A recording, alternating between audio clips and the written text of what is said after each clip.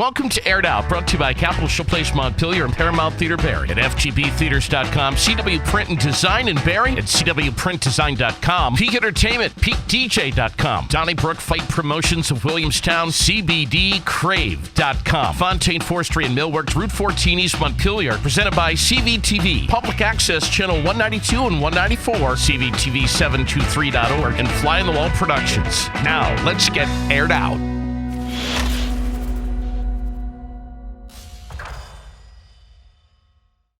All right, the weekend almost upon us here. I'm JD Green. Thanks for subscribing, for tuning in tonight. You've got Aired Out. 212 subscribers and counting. We're off to a great start here for the last couple of months. We appreciate your subscription. If you've done so, it's absolutely free, as you know. Make sure to like, share, comment. Would love to see some more comments on some of our guests that are coming in. Speaking of which, I have had a listener, a viewer, reach out to me and say, JD, yeah, you ought to discuss the opioid epidemic that we have going on here in Vermont. Well, Kate O'Neill from 7 Days is someone who I am hot on her trail and hoping to get her on the show to talk about just that. News out of Camp Hill, Rite Aid, along with CVS and Walgreens, are announcing plans to jump on the CBD market. They're all going to be selling CBD products in the very near future. I think, if my memory serves me, CVS is already doing so. Got a nationwide recall that's underway right now for certain Chewy Chips Ahoy cookies. There was a lot of chatter about that this week, about the unexpected solidified ingredient. Have no idea what that is, but it doesn't sound good. Speaking of recalls, Ben & Jerry's recalling Chunky Monkey and some of their bulk flavors because of certain tree nuts that are not mentioned in the ingredients. Obviously, there's some allergy concerns there. That was one of the stories floating around Vermont this week. Sports Illustrated giving some big honor to Tiger Woods for winning the Masters. They're actually going to do something very rare, something they've never done before. They're going to put Tiger on the cover without any headlines, just showing him in all of his glory on the cover of Sports Illustrated, which is kind of different, unusual. Speaking of Tiger Woods and the Masters, which of course were last Sunday, but there's been so much chatter this week, not only about the guy that put $85,000 down betting on Tiger to win and is now $2 million richer, but also I was talking a little bit on the air the other morning about this Atlanta meteorologist who went on the air with the forecast the other morning, but had nothing to say about the weather. Instead, she was responding to the death threats that she was receiving because she interrupted the end of the Masters golf tournament with Tiger up there to basically talk about a tornado warning. There was a massive warning that was impending the Atlanta Metropolitan District, and she decided to cut into the Masters and talk about the warning that was pretty intense for tornadoes. And she's getting a lot of heat on that. Well, she has come back swinging, and that is a video that has gone viral this week, and it is still picking up momentum. Felicity Huffman, of course, in the news this week, saying that she is deeply regretful and shameful over her actions of paying out $15,000 to have someone take the SAT test for her daughter. She is now going to be spending, looks like they're saying, 4 to 10 months behind bars. And I know there's some folks out there that think that's a slap on the wrist, but we'll see what happens to the others. 4 to 10 months behind bars. They'll make a movie out of it. You know that. Thousands of participants and runners in the Boston Marathon on Monday, Patriots Day in Boston. And, of course, the female and male finishers, one from Ethiopia, I think, and the other one from Africa. Lots of chatter about those two this week, but also a lot of chatter about Myka Herndon, the Marine veteran from Ohio, who his body gave out I guess, within reach of the finish line and collapsed and ended up crawling over the finish line, running in honor of some specific fallen brothers that he had actually laced into his shoelaces. He was running in their memory. His body gave out, I guess, about 100 yards or so from the finish line, and he ended up crawling the finish. That story is making even bigger headlines this week than the folks that actually won the Boston Marathon. I think that's so cool, actually. I love hearing about stuff like that. And the other thing, of course, Netflix. They're saying that stock is huge now, $360. I think it closed out the other day. And they're saying that if you had invested $1,000 in Netflix stock in 2007, that you'd have $110,000 in the bank right now. $1,000 turning $110,000 for Netflix. Amazon, Netflix, Google. If you had invested in those back in the early 2000s, you'd be filthy rich right now. Maybe you already are. I don't know. Speaking of filthy rich, the man sitting next to me is so filthy rich with friends, and knows so many people in central Vermont and far beyond our borders. He has started up a family business, which we give great kudos to, Donny Brooke Fight Promotions, which is making waves everywhere, not just in central Vermont, which was the case a couple of years ago, but it is really picking up some steam and momentum and now getting fighters attracted to the Granite City from all over the place, New York and beyond. Right next to me, Rex Thompson from Williamstown, one of the owners of Donny Brooke Fight Promotions. So cool to have you in here, and your lovely daughter Taylor, who's right next to you. My little peanut, yeah. Yeah, who like yesterday was 16. My God, what's going on, man? How old are you now, Taylor? I'm 20. 20 years old. I think I know I've seen you over at the Moose Lodge not too long ago, but we never really get a chance to chat. But when you were 16, you almost gave your dad and your mom, maybe even more so your mom, a heart attack when you were up at the Barre Auditorium. That was an epic night. Can we start with that, Rex? Absolutely. We have to start with that because it's such a great story. Do you want to tell it or do you want to tell it? It's probably better at talking about it kick anyway. Kick it off. All right. Your whole family, you're all fighters. You all train with Lucas John. Me and my wife train. My son and daughter are fighters. Hunter. Yes. Yeah, he's a grappler. He still feels that he's too pretty to get punched in the face at this point. Wow, I can't believe you just said that. Oh yeah. So, but not my daughter. I didn't say that, Hunter. He's said that. She turned 16 on a Wednesday. Yeah. Friday she had her braces taken off. Saturday she was fighting at the Barre Auditorium in front of a packed house against seasoned fighter Kat Rooney. Actually, Kat Rooney, her husband Chris, is in the main event Saturday night. Okay. Wow.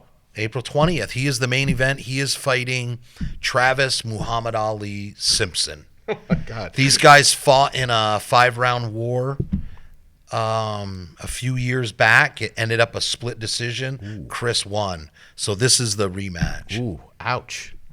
Wow. Yeah. So what happened that night with? Okay, well, I had never trained any fighter ever. We used to do taekwondo, so I did some boxing, some judo. So we tried to come up with a game plan. Basically, I wanted her doing body shots, low leg kicks, and body shots with her kicks to try to get Kat to drop her hands. Well, 3/4 of the way through the first round, I noticed Kat dropped her hands. I hollered for Taylor to do a high kick. She did a high kick, but she did it too high. She kicked right up over her head. It's a beautiful kick. I've got a picture of it. So it went over her head. She missed. She shot in to do a double leg takedown. Got caught in a guillotine, and a few seconds later, what the hell is a guillotine? I mean, I know it's a choke. Okay. When she left her head on the outside, Yeah. and Kat got in underneath her neck, cut off her carotid arteries. Okay. It was a nice choke. I remember telling Taylor, I was like, "Don't panic, you're fine." Next thing I know, Kat lets go of her. She's out like a light, unconscious, in the middle of the ring. Okay, so what was your?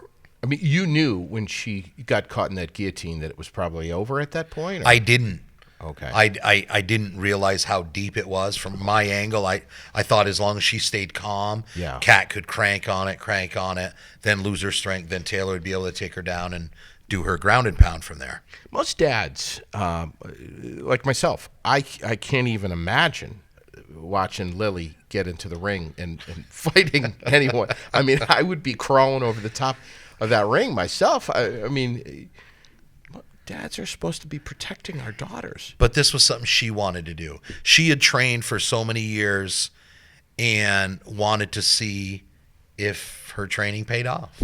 That it was totally Were you a on her. nervous wreck, or were you were you just trying to think of her as the fighter, not so much your daughter? You know, I really wasn't that I was nervous. I remember for maybe the day before, but the day of the fights, I just felt like we had trained hard. I wasn't nervous. She was a good wrestler. Yeah. I felt like she had good striking with her taekwondo, her kicks and stuff. Her What was combinations. your wife Brenda? What was her reaction? She must have been sitting next to you. Oh no, because I was the corner man. I She understand. was up in the bleachers with Aunt Sandra, and that was what was that like? That was probably a mess up there. Yeah, we're kind of the black sheep of the family. Understand. So yeah, that was So, Yeah. so Taylor, could you hear your dad calling out commands to you? That's the only thing that I could hear the whole time was him talking. I mean, that's all that you want to hear when everyone else is screaming around. Wow. Isn't that amazing the way your brain goes into a different gear when it shuts off other distractions? So you could understand, you could comprehend what your dad was calling out to you for commands. Yep. Wow. Yeah. And that guillotine that I was in the whole time, I was trying to get out of it because it wasn't that deep. Because I was just like, okay, well, I just can't breathe. But then she shifted a little bit, and then I was out.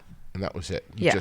and that's the thing with jiu-jitsu, with Brazilian jiu-jitsu. It's never about squeezing harder. It's about making an adjustment. And that's what it is. It's if you ever hear somebody, squeeze harder, that's not. If you don't have it, you don't have it. Really? They're usually what I found, like I used to do old school jiu-jitsu or Aiki Jujitsu, and when I started training with Lucas, I found that I knew the moves, but it was just making just the slightest adjustments, moving your arm a quarter of an inch or facing your hand this way versus that way. Yeah. Just small adjustments made all the difference in the world. Sure. And now, was he fighting that same night? No, Hunter was young. Okay. Hunter was 13. yeah, he was 13, only 13 at the 14. time. Okay. Can we talk about Lucas? Sure. Lucas John, Granite City MMA. Yes. Talk about that. That's kind of. I mean, I've had you on this podcast in the past with those boys, Right. And we've talked about this. But for those of you that maybe missed that show, Lucas John is the owner of Granite City MMA, which is right above the House of Tang in Montpelier, which is a mixed martial arts training facility that is taken, my God, so seriously. I mean, everybody is that he has in there, Right. as I guess a client or a team member is just so serious about it. It's amazing. Thursday nights, what is it now? No, we do. It's every night of the week. Okay. Friday nights is the only one he doesn't have. Okay. Because that's when I'm in there doing my private lessons with him. Okay. Because I do a different art with him. He has a black belt in what's called Aiki Jujitsu, and we all train privately with him. It's an old school art that was taught to soldiers. If you would ever become, the old Japanese samurais. Yeah. That's what they were originally taught. It was a Japanese jujitsu. It's such an art. I mean, Yeah. it's such. But it's more. It's for self-defense. It's not for going in the ring. I mean, you're not gonna. Yeah. There's rules inside of a ring. This is for self-defense. This is really for someone wants to take your life. Somebody wants to hurt you. What's training with Lucas like? When you first look at him, doesn't come across as a stocky big dude. Okay, so Like totally different body than yours. Oh yeah. So the whole thing with me is I've done a lot of different martial arts. I've trained with a lot of different people, and my whole thing was, I would get discouraged if the person I was training under, I felt like I could beat up. I want to be trained to fight to fight me. So what happens if a clone of me comes up and picks a fight with me? I need to be able to defend myself. So it's just my way of thinking. It's nothing against anything, but that's just my mentality, the way it was. So here I walked into Granite City MMA for to train, to learn from Lucas, and to look at him. You're absolutely right. He's a 145-pound man. I'm 210. I don't. Yeah. He's really wasn't someone that intimidated me. Until we rolled and he got on top of me and he felt like he was 350 pounds. Come on. I am dead serious. It's just, there's something about that weight distribution, the way somebody, when they know how to use jiu-jitsu and use their body, they can feel like you've got an elephant on top of you. And there's nothing you can do. The easiest way that I can explain rolling with Lucas is like, you ever mess with an octopus? No. Okay, well, a high-level jiu-jitsu guy. So a high-level jiu-jitsu guy, or rolling with Lucas, any of these, Mike D, Dennis Sherman, all these guys, you can take an octopus and you put his head inside of your hand. And I learned this when I was in Honduras, when I was in the Army. We caught this octopus. I scuba dived once and saw one, but... Yeah, so that's what we were snorkeling off the coast of Tela Beach in Honduras. Yeah. So we catch this octopus. We put the head in the hand. I'm squeezing. I'm like, oh, yeah, we're going to get back to shore with this octopus. Well, this octopus, slowly as I'm swimming, one tentacle started working its way out. Another tentacle worked its way out. Till the next thing I know, this octopus was on the back of my hand, squeezing me and biting the ever-living crap out of me. I was like... So this is how I explain rolling with a high-level jiu-jitsu guy, because you think you have him and you use all your strength and you squeeze the shit out of him, and then you go, how is this guy on my back now? I was just squeezing you so hard and I used all my strength, and you just somehow started with a finger and ended with your whole body on my back. Well, I see some of the videos of, and even just recently, we're going to talk about your recent experience, but in just those two pictures that I've seen of you, I see the hand movements affect the wrist, affect the arm, affect the shoulder. I mean, it's really spectacular to see that. Yeah. So that's kind of what you're talking about a little bit. Yeah, it's just it's weird because you can feel like you have somebody. You are on top of them. You have them pinned. There's nowhere they can go. You're confident that there's nowhere they can go. And then they're on your back. And you still are not comprehending how the hell they got out from under you. Wow. I've got all 200 pounds on top of this 135-pound man or 145-pound man. He should not be able to move. Mike, next question is then, if that so is true, how come Taylor couldn't get out of that thing? I had no idea how to at the time. Okay. We had only trained in. She only did a minimal Aiki Jujitsu. Okay. But she was mainly Taekwondo. Yeah. So there's certain rules that you have to follow per martial art. So that Taekwondo doesn't teach anything with grappling. No ground fighting. No. Okay. It strikes. So and with the kicks. grappling, you can't put someone in a guillotine. Wrestling you can't, but in jiu-jitsu you can, yes. All right. And I hadn't done jujitsu at the time. It was just wrestling and taekwondo. I understand. And, Okay. Yeah. Wow. Yeah. I had learned how to do a guillotine, stuff like that. Yeah. Guillotine. But never learned the defense. I understand. Yeah. That's so fascinating. I have learned so much from you. I mean, verbally, I haven't actually practiced, nor will I ever.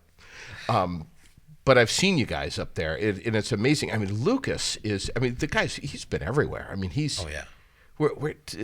Tell where he's been. I mean, where he's gone. He's. Oh, I mean, he's been to a lot of different gyms, especially out in Vegas. He trained up at UFAI for years. Yeah. Up there. UFAI is in United Fighting Arts Institute, and that's in Burlington, right? Yes. And That's Deb Ballard and Chris Ballard started that. Mike Desrozier is their black belt for Brazilian Jiu-Jitsu. Hasn't he been over to Japan? No, Korea? Chris Ballard Okay. been to Thailand. I think he's been to Japan. He holds several different belts. Has Lucas ever been over there? I don't believe so. He's a Nak Moi in Thai. He was offered to go teach in Thailand for jiu-jitsu, but Wow. no, he's got a small daughter and stuff like that. But he's got he has a black belt. Yeah, he has a black belt in Aiki Jujitsu. He has a brown belt, 4-stripe brown belt in Brazilian Jiu-Jitsu. He is a Nak Moi in Muay Thai kickboxing. Wow. He's also certified with the schools for I can't remember. He gives the certification. It teaches you how to restrain kids without hurting them. Oh yeah. Yep. Interesting. Yeah. Wow. He's so Ninja. yeah. He's a quiet yeah. He's a quiet kind of reserved Right. dude. Oh, yeah. He really is. Till he doesn't need to be. I told him. I told him, and I'll tell him again. Lucas, you ought to see my wax on, wax off. One of these days, I'm going to show it to you, bud. We'll see what happens. Anyway, so tomorrow night. So this is like fight number for Donny Brooke Fight Promotions. This is the first big one was At the Moose. yeah at the Moose. You had one inside the Moose, one out in the parking lot. Yep. Yeah, that was the inception of Donny Brooke Fight Promotions. Yeah, right? because Kathy was the one that started it. We offered up the Moose. We did an event inside of there. She ended up selling the business to a guy named Napoleon. I bought her ring. I bought her truck. Then we did another one inside, and it was just so packed, so many people. We had to move it outside. Yeah. We moved it outside, just not enough room still. There was cars parked all the way down Main Street, Williamstown, Unreal. down around the corner. So that now we've had to move into the auditorium up in Barre. So that's where the show is going to be tomorrow night, Saturday, April 20th. Yeah. We're going to have a really big show. So the first one was December 15th, I think. Yes. At the Odd. Yes, it was. So this is number 2, and then we've got another one coming in August. August 10th. All right. Yes. So the thing about the one August 10th is we're supposed to have a headline. Let's cross our fingers, see if it happens. We're hoping it happens. But it's the owner of Fight Night Promotions down in Rutland, Randy Fellion. Okay. He has the 205-pound XCP kickboxing title. all right. Pete Haskins stepped up last minute, is fighting Bruce Richards for the 170-pound, 170-pound. This is for the August fight. No. This is tomorrow night. Oh, my Pete God. Haskins, last minute, because Bruce's guy broke his wrist at work. So he couldn't fight Tom Plantier. This is the stuff I deal with the last 2 weeks before the fights. So Tom Plantier hurts his hand. Pete Haskins says, "Hell yeah!" He goes, "I'm a redneck. I'll do it." Pete Haskins has got a fan base that's ridiculous. I know, but I mean, the last time you have to tell him not to fight because he's just I'll fight. When he stepped into the Barre Auditorium on the 15th of December, the place went nuts. Where's he from? Essex or somewhere? Waterbury. Oh, he's a Waterbury boy. Oh yeah, everybody knows Pete down in Waterbury. So Don't Pete, don't let that boy fool you either. I mean, his body may not look like with his little man bod. He may not look like a trained fighter. The guy's tougher than nails. That's why they call him Pete the Hammer. Pete the Hammer Haskins. So he stepped up. He's going to fight Bruce Richards. Him and Bruce Richards have been fighting for I don't know how many years. Forever. Ever since they've started putting MMA. And these two have never fought each other. And Pete has the hammer. Bruce Richards has the jaw. So these guys, I mean, I'm dead serious. So these guys are going to fight for the 170-pound Muay Thai title, kickboxing title. And then in August 10th, he is going to fight Randy Felion from Fight Night Promotions. Yeah. He's going to come up here to Barre and fight Pete for the 185-pound Muay Thai title. Wow. Oh, yeah. You know, 15th of December, that was my first ever fight. I mean, I think I had been to a high school wrestling match before that, but I had never experienced what I experienced, which was absolutely remarkable. Fun. And I'm telling you, folks, if you don't yet have your tickets are there any seats left? Because if yes, we do have a few cage side. The VIP tables are sold out. General admission, we still have tickets. But if they get onto Eventbrite or if they go to the Graniteville General Store has cage side tickets, the pub in Williamstown has tickets, and Aeromed Aromatherapy at the Berlin Mall has tickets up there. All right. How much are tickets? Okay, so your pre-buy tickets, if you buy them, actually they'll be $30 at the door, and $30 for general admission and $40 for cage side at the door. The pre-buy pricing was $25 and $35. Okay, all right. That night was unbelievable. John Lucy, just champ. Blew my mind. That little guy. Yeah. I mean, what's he weigh? He ain't so little now. Me and him are fighting at 170.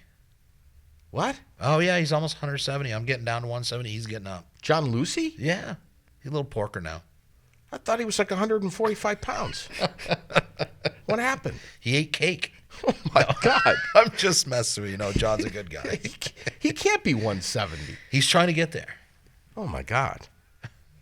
Well, listen, you want to get there fast, come on over to my house. I'll help you out real fast. But you look great, Rex. I don't know how old you are. Are you gonna reveal that? 46 this year. You're 46. Yeah. You're in great physical shape. Of course. No, you are. I mean, your body has taken a beating over the years. Yeah. Been fighting for a long time. You started out doing professional bar fighting. How did that go back in the, 80s? Oh, yeah. No. How were those? Let's 90s. talk about one of those. Let's talk about some of the 90s fights. No. But you what the scars are all over my hands. You've I was a dumbass. Yes, I was. You were a dumbass. Yeah. Yeah. But you got into some good ones. Oh, yeah. I've had lots of good fights. But you enjoy the challenge, the challenge of. I don't know about that. I just know come springtime in Vermont, there's a couple things you got to do. One of them's either fight, and I think we all know what the other one is. And if you don't get one of them in, you're just an ornery feller for a while. Wow. You know what I mean? Interesting. Didn't you ever go through that every spring? Well, like bucks, they're in rut. yeah, a little bit. Well, a little bit. I mean, some of us, chop firewood. Other of us go to the bar and get in a fight. Yeah, I guess. But so your whole family, though. I mean, you're all wrapped up to. I mean, We are now. I quit drinking. I've been fasting. I didn't quit permanently drinking. Yeah. I wanted to do some competitions and I wanted to lose some weight. Yeah. So eventually I will. I'll have a couple of drinks here and there, but I still owe you a few drinks, man. Yeah, you do. From a couple of years ago. Yeah. My well, God. You know where we could do that? Jeez. Because the after party is going to be held at the pub in Williamstown. We go right up there. There you go. You can buy me a couple of drinks after the fight. I will. But you're not a beer guy, though. Nope, I'm not. You're whiskey. Whiskey. A little bit of whiskey. A little bit of whiskey. All right. I'll take care of you. So you decided with your family, hey, we're going to start up this Donny Brooke Fight Promotions. We're going to make it a family business, a family event. Who'd you go to first, Brenda? No, the whole family. Was it your idea? No, Kathy kept bugging me to buy the business. I didn't want to buy the business. I have enough things going on. But I thought this was a good opportunity for my kids to learn how to run a business. Yeah. So how's it been so far, Taylor? I know you've been quiet over there, but so what's your job? What do you do? I help out with like the graphic design and like the posters and stuff like that. Okay. All those stuff that we have to get out. Yeah. all our promotional material, advertising. Web design. Yeah. Social media, all that. And then you were a busy girl on the 15th of December up there at the Odd. You're kind of running around doing a lot of stuff that night. I mean, I was just trying to get to the projector to work that night, and it really wasn't working. Yeah. Well, it's like anytime you put on a show, an event, something that lasts just a few hours that you work months and months and months for, you can't expect everything to. You got to expect those last minute snafus, but overall, I mean, it was amazing. It was amazing. So first of all, we have to plug some incredible sponsors that have supported Donny Brooke Fight Promotions, but also we got some sound that's coming in this year, which is ever so slightly better than your cell phone. Yeah, we have an actual DJ. Susco Entertainment's coming. They're doing the light show. They have the light bars that go around the ring. We rented a bigger ring. It's the size, I believe it's the same size as the UFC ring. Okay. So it's a big one. And we got you emceeing there. Yeah, I still don't know, exactly what you need me to do, but I'm sure you'll tell me, 30, 35 seconds before I need to do it. So tell me about the card. I mean, where are these fighters coming from?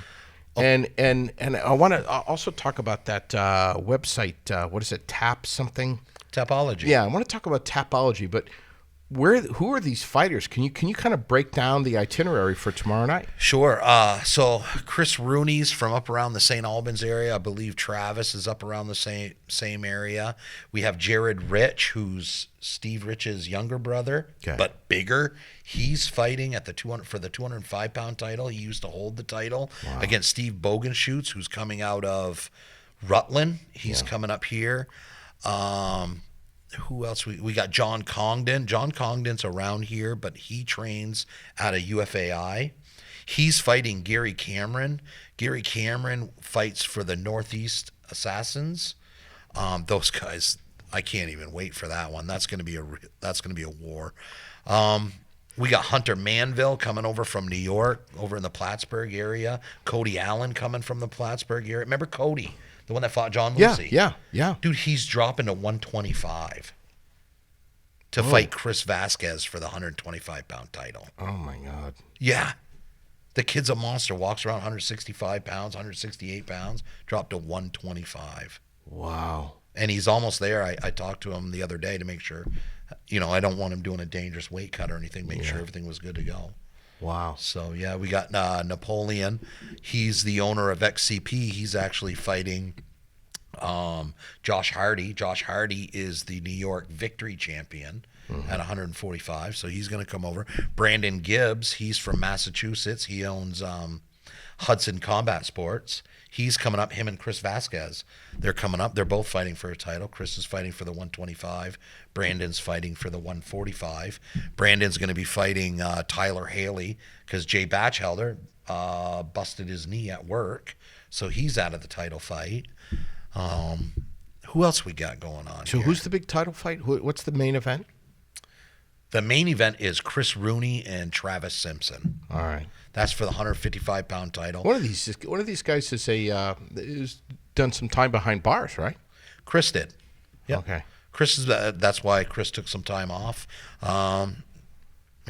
He did his time. Now he's back. He's on the. He's got something to prove. Yeah. He's a different person. So, to me, Travis has got his hands full in this one. Wow. Wow. Yeah. The amount of adrenaline that's running through these guys when they come out, when they're called out into the auditorium, when they get up in the ring, it's unbelievable. It's Just the unbelievable. intensity. Yeah. Oh, yeah. It's because you got weeks of training. You got 6 weeks you've been beating the crap out of your body, and now you finally get to do it all right there. What do you say, Rex? What does Lucas say to a fighter who doesn't win? I don't know. That's between him and his fighters. I train with Lucas, but he trains the fighters. I have nothing to do with training the fighters, and I keep that separate. I go to Brazilian Jiu-Jitsu practice with the fighters, but they have their own. They do MMA training strictly with him. They put in a fight camp that I don't have any part of because I am the promoter, so I keep separated from that. So I don't know what he tells them. I don't know what he tells them before. I don't know what he tells them afterwards. That's between him and his fighters on what he does there. Sure. The guys I do train at Granite City MMA, and they are somewhat my teammates, but I don't fight, and I don't train with them on the fighting part of it. Yeah. So You've seen fighters get distracted, discouraged, absolutely. lose hope. Yep. How do you deal with that? Every fighter's different. Some fold up like a lawn chair and call it quits. Some people go back to the gym and figure out what the hell they did wrong. Yeah. You know, I'm one of them people. I'm wicked competitive. I'm old, and I guess I shouldn't be competing, but because I have that young man's mentality, but an old man's body, if that makes sense. Toby Keith wrote a song about that. Not as good as I once was. Yes. Yeah. I'm as good once as I once was. Right. Is that it? Well, I can tell you, there's just like my mentality. The tournament I did, not this last one, but the one before, and I lost, and I was so devastated by this, and you know that to me, I hate to lose. I hate to lose, and my wife says to me, she says, "Well, did you expect to win?" Now that was a grapple. So tell us about that. So that was a dude that was a lot bigger than you. Oh, that guy was a tough kid, man. He was a real tough kid. How old? I don't know, probably in his 20s. Weighed 237, I think. And where are you? Me, I'm 211. Okay. So he took you out within a short amount of time. Oh, yeah. Yeah, he went to do a throw on me, and as soon as I locked up with him, I was like, wow, this kid is tough. I knew he had a base. I didn't know if it was wrestling, judo, what it was, but you can feel somebody when they have a strong base. And this guy had a really strong base. And I remember he went to try to throw me, and I blocked the throw, and I tried to get up under, and he just picked me up, put me down. Boom. Tell me that he was impressed, though, with a 46-year-old guy. No. What? No, you don't get it. No, it's not that type. What? Because jiu-jitsu isn't participation trophies. Does that make sense to you? Like, I understand. It's not what you're saying, but if you're, 1 + 1 = 2. But No. I mean, if it were me, I would have said, "Dude, yeah, I kicked your ass, but I have to say, man, that was pretty good for a 46-year-old." I mean, everybody's respectful, but when you get to a certain level in your jiu-jitsu, if you're a blue belt, you're expected to be at the same level as all the other blue belts. Oh, I understand that. You know, Yeah, so interesting. Okay. But what that did to me was, did it make me want to quit? No. I figured out that I needed to go back to the gym, get back with Lucas, and only grapple big, huge guys that I can't muscle. When I get into a bad situation and muscle my way out of it, doesn't help you learn, doesn't help you with your technique. So I had to go back there and put myself in bad situations with very big dudes.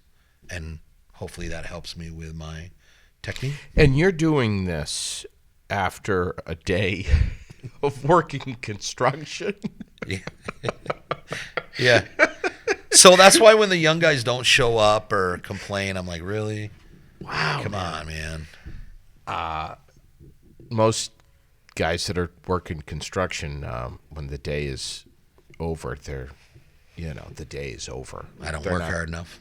They're not going to the gym and fighting other Yeah, men but the for a gym, couple that hours. for me, the mentality of that gym, that is like that's my safe space, man. It really is. Wow. I feel so like I'm excited. I don't care how tired I am. I'm like, oh, finally, I get to take my work clothes off and I get to go to the gym. Wow. That's So what happened just recently? Was it the same kid that you were fighting? No. It was somebody else. okay. So what? 7 months ago, 8 months ago, I entered into a kumite as a white belt. I entered into a grappling tournament up at UFAI, and I went up there as a white belt with very little experience. Went against a really tough guy who is the same rank as Lucas. He's been doing jiu-jitsu longer than Lucas, but he's bigger than Lucas. So I was so happy. My whole goal in that match was to throw somebody. I got an awesome throw on him. I was like, sweet. I was so excited that I got this throw on this guy. His name's Eric Bruno. The nicest guy you'll ever meet. Just a super nice guy. So I got a throw on him. Ended up on top, and I was like, oh, this is awesome. But I didn't know what to do from there. 54 seconds later, he had me in a triangle. And I remember thinking to myself, I was like, I'm not tapping. I'm just not going to tap. And then I tried to block it, and he pushed my arm under and just made that slight little adjustment we talked about. Yeah.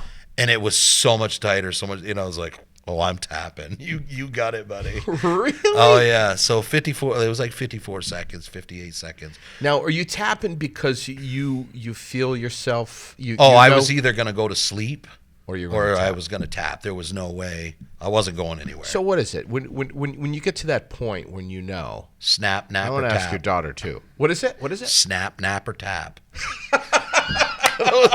Those are the choices. Snap, nap, Or tap. So Am I right? I mean, yeah. how do you? So when you know that this is it, Yeah. what are we talking now? 10 seconds before the nappy? Oh, no. Like No. 2-3 seconds. Yeah. Oh. If it's on a carotid artery and it's a blood choke, not an air choke. As soon an as air they choke. get it, you're done. Oh, yeah. So your know. eyes go. Yeah. Just like that. You So know. when she had it the first time, she did not have it at all, and I was like, perfectly fine. As You soon knew- as she you twisted knew. over, You though, knew. oh yeah, Okay. Yeah. I was out. You know. Oh, you Yeah, know. everything goes, Yeah, your eyes. Very, just- very quickly. and then you wake up on the floor. Yeah. And when you woke up, so did you know where you were right away, or? Oh, yeah. She had No. the biggest smile on her face, and she goes, I think I lost. I was like, oh, yeah, you did. Wow. It was good. I just wanted to do it to say I did it. Just get it out of her system. You did. I wasn't there that night, but man, did I hear about it. Not just from you, Rex. Right? I mean, I heard about it from a lot of people. That's so. I know. There's quite a few people that they don't really get off on this. They don't really understand or share the passion or understand. Whatever you want to call it, if you want to call it fighting, if you want to call it martial arts, they just don't get it. They can't grasp it. They don't see it as they look at it more, and I respect this. They look at it more from a violence standpoint. And why would you want to support, violence? And I wouldn't want my kids to see that. But man, I'll tell you guys are really, at Donny Brooke Fight Promotions, you guys are really breaking down that barrier and trying to make this more of a family-friendly event. I mean, how many kids were there? How many kids were part of the family? Right. On December 15th, where there were so many, and they understand that it's not. There's so much camaraderie and respect. Right. They understand that. Well, And the other thing is, you train to fight so you don't have to fight. Yeah. You know, that's Right. That's the real. You build a confidence within yourself. Yeah. That if somebody, the guy that gets really worked up over a fight, Yeah. is not very confident in his fighting Isn't skills. that interesting? That You know, is so interesting. The guys in our gym, if you walked up and said, "You want to fight?" most of them will smile and be like, "Really? Like, for real?" They're happy to hear this. like for a real fight. Yeah. They'd be like, "Oh, no. We don't Like out in the parking lot. Yeah. We don't have to push each other. We don't have to say anything bad about each other. Let's just go do it." You know, they get excited over it because, you know, I train 5 days a week. Yeah. And right. so, you Right. know, that you have that confidence, you have that, and it's easier for you to get yourself out of a situation when you have that kind of confidence. Yeah. It's so much easier. Like, I'm not scared, Yeah. so I don't have to put my hands up and maybe Sure. force the fight to happen. I can smile at somebody. All right, Sure. buddy. Sure. I'll see you later, man. You know,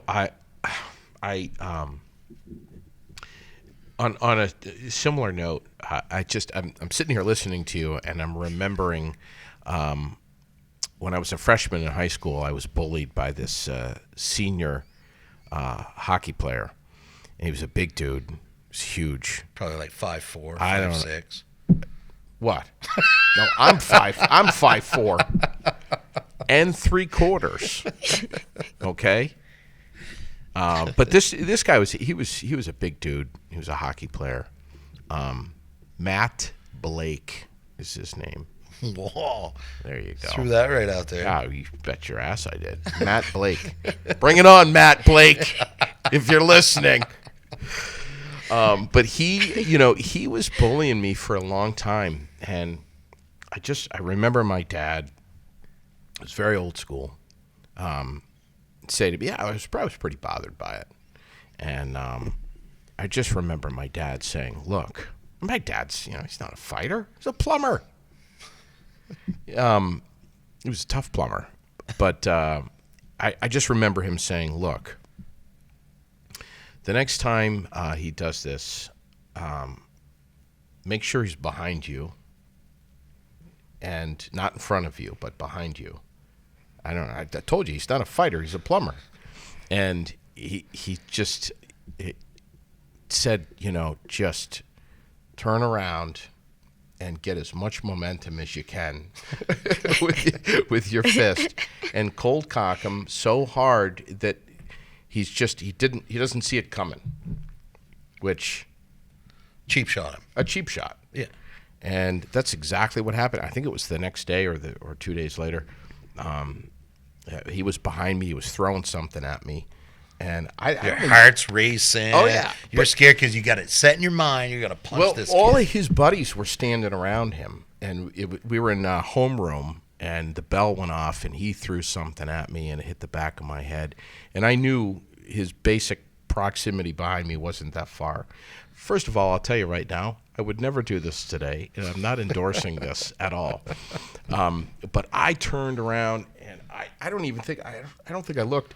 I just came around with the hardest swing that I could. I think my eyes were closed. I was swinging so hard, and I got him. And I got him right in the jaw, and it hit him. Oh, my God. I mean, the pain that I had, I think my wrist still hurts. But I hit him so hard, all of his buddies saw it.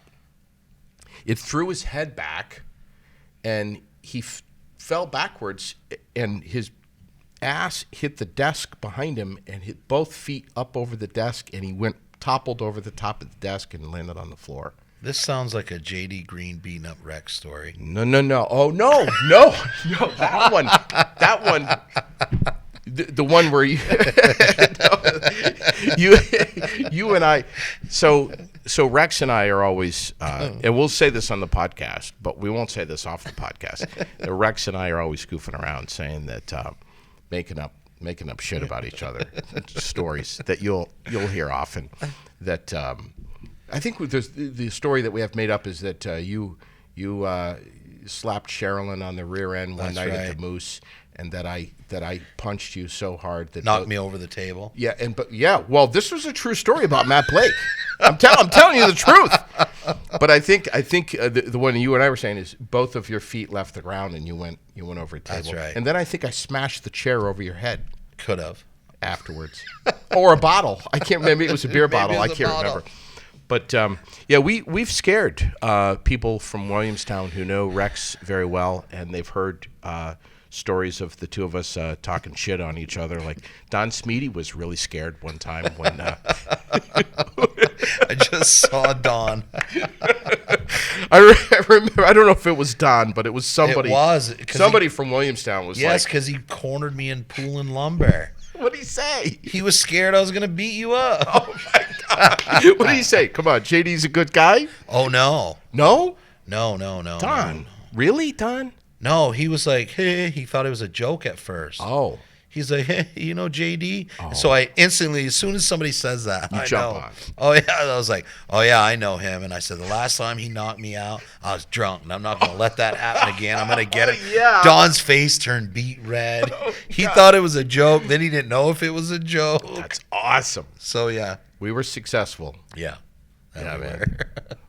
Listen, I'll tell you, Lily, who's just 4 years old, has got some shots into me that have really caused me some pain at 4 years old already. I mean, she's gone into the ribs. I think she got the kidney one time. Liver kick. There was a liver. There was one of the nights was a liver kick.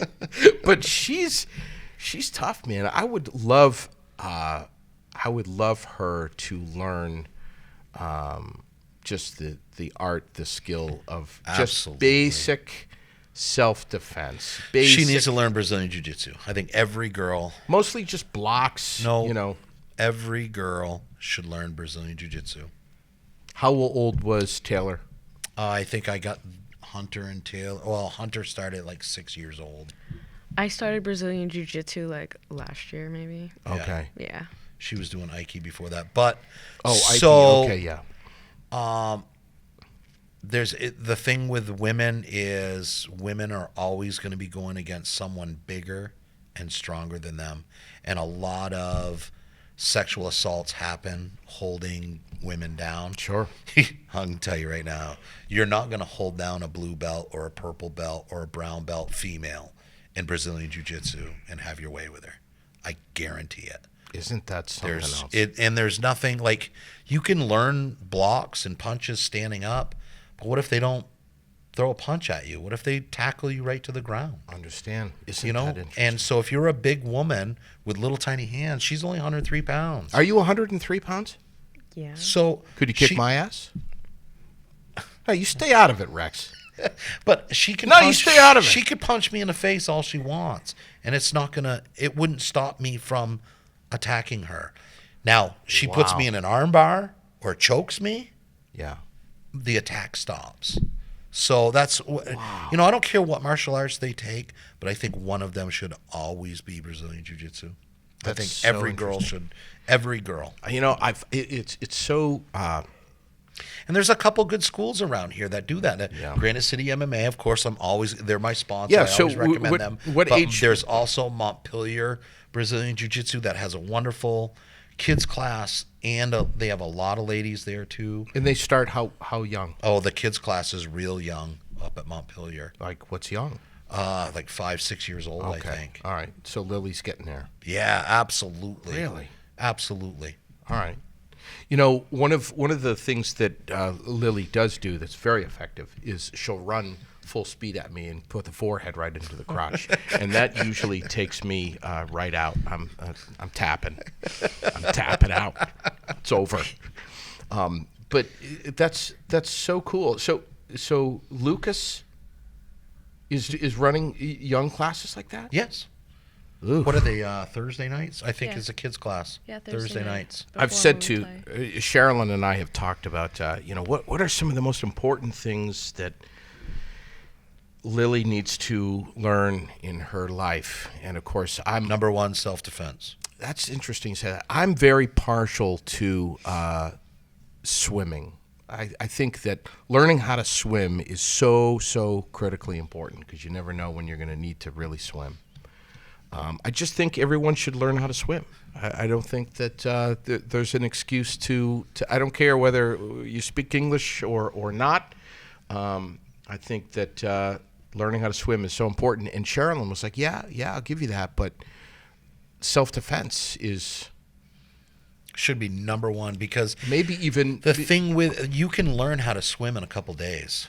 Self-defense, you're not going to learn in a couple days. You need years. Yeah. And especially, that's the number one gift you could give your daughter. Yeah. For her to be able to protect herself. Wouldn't it be so cool, Rex, if more, and maybe there are, and maybe I just don't know it, but more businesses like Granite City MMA were in the inner cities teaching kids who, let's be honest, have had a pretty shitty life, and they're young. They do. And they've got a chip on their shoulder, and they're pissed off. Whether they're a member of a gang or not, it doesn't matter. But just... That's Brian Ortega's story. You know, is it? Yeah, so he was with the Gracies, and that was the only thing he loved. So he was getting in fights in schools. He belonged to a gang. His mother went to his instructor and said, hey, he's not going to school. He's not passing his classes. And they brought him to the side, and they said, Brian, we're not going to train you anymore. If you don't maintain a certain grade average and start going to school, we're not going to train you anymore. He was devastated by that. So he ended up going back to school, quit the gang, and now he just fought for a championship in the UFC. So yeah, there's lots of gyms that do that. It's around here. You'd be surprised the people how this has helped. Talking about the opioid problem that we have around here. This has saved so many people by being able to go and having that outlet at the gym, and it gives them a place to go. Like I used to drink. I drank. I want to go to the pub. If we leave here, I want to go to the pub. Now my addiction is the gym. And we find that with a lot of guys that had opioid, alcoholics, stuff like that.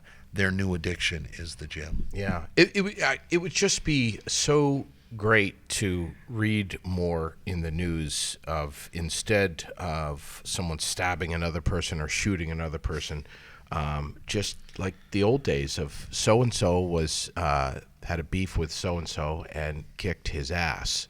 And that's it, with their bare hands. Yeah. And no weapons or anything. I mean, your hands can be weapons, but I'm just saying. Right. You know what I'm saying. Yeah. And that's the best thing. You have a beef with another guy at the gym, gym doors open, sign a waiver. Yeah. You two want to fight like grown men? Do it. We'll do it in a safe environment. Here you go. No knives, no guns, no gangs. Beat each other. What's next for you, Taylor? Me? Yeah, with Donny Brooke Fight Promotions. What are you going to be doing now? You want to take it to the next level? I will. I mean, I just recently rented out a camera so I can actually get the shots in that I want to use. So I can have my own camera Wicked. there. A big camera. Wicked. That's so cool. Hey, CVTV. Yes. Carl Parton. Yes. He's going to be there tomorrow night. Yes. Doing some commentating with you got some. He's going to be shooting, but you got some commentating going on. Yes, too, right? I got the Donny Brooke 135-pound champ, John Lucy. Yep. He's going to be commentating Can't with wait. Ronnie Patterson. Ronnie and my son are the ones that grapple each other. What are they now? Ronnie just won now they're both 2-2 at this point. And I'll be the ass on the mic. Me too. I'll be right there with Great. you. I can't wait, man. Tomorrow night, get your tickets at the door at the Barre Auditorium. What time are doors opening? 6. Fights start at 7. And they'll be done by? Who knows? 10 o'clock. 11 o'clock. 10. Yeah, 10, 11 o'clock. All right, man. It sounds also, amazing. the pub, we're going to have alcohol there. You can have the beer in your seats this time. Okay, great. They have waitresses, hot dogs, hamburgers, pizza, tater tots, popcorn. So they're doing that, and then the pub's doing an after party, too, Yep. in Williamstown. Yep. So much fun. Donny Brooke Fight Promotions. What's the website, Rex? DonnyBrookeFightPromotions.com. That easy. We're and on of course, Instagram. We are on Facebook. Twitter, Facebook. Yeah. All right. I just need to thank the pub, Robert's Country Store, Barslow Construction, Steve Renaud Photography, Fight Night Promotions, Aired Out, Green Mountain Auto Spa and Used Cars, Mingles Nightclub, Aeromed, Aromatherapy, Granite City MMA, and Graniteville General Store. Wow. Wicked.